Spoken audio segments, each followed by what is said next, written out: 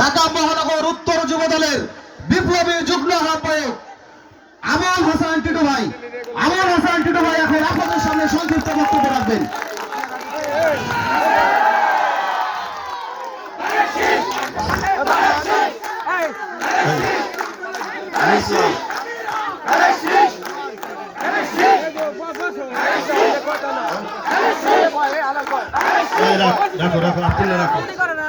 বিসমিল্লাহির রহমানির রহিম। এই বসো বসো বসো বসো।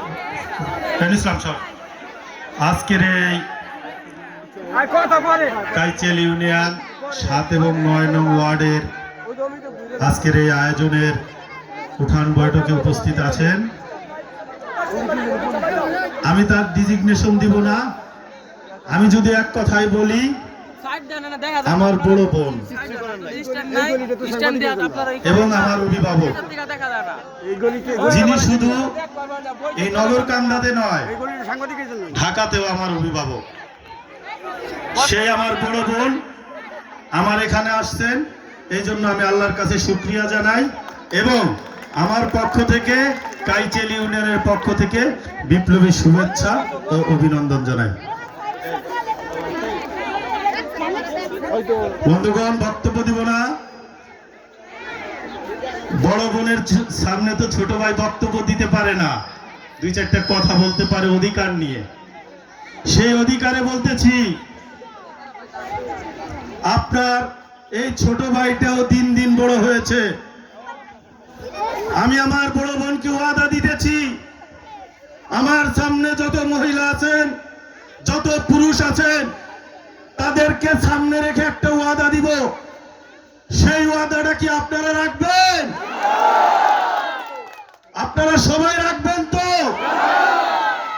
আমি যেন আমার বড় বোনের কাছে বেইজ্জতি না হই, আমারও আপনারা চিন্তা ভাবনা করেন। আমি যে ওয়াদা দিব সেই ওয়াদা রাখবেন তো?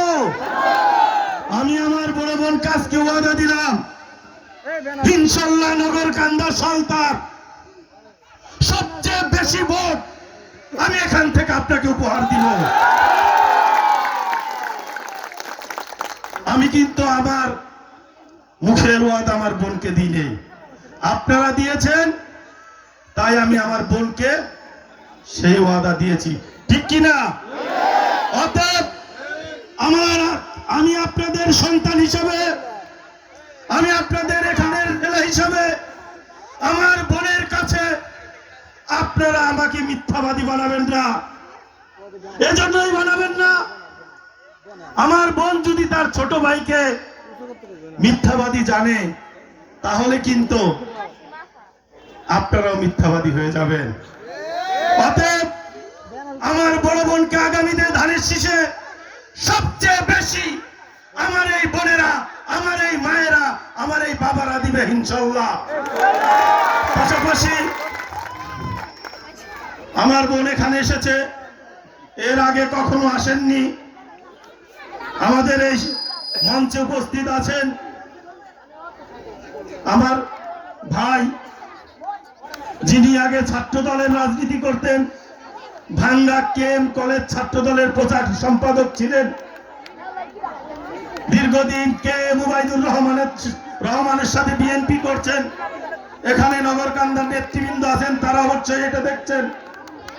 কিন্তু হয়তো যে কোনো কারণে কোনো একটা সমস্যা ছিল, তারপরে সেই আমার রিজাউল ভাই এখানে আজকে আসছেন।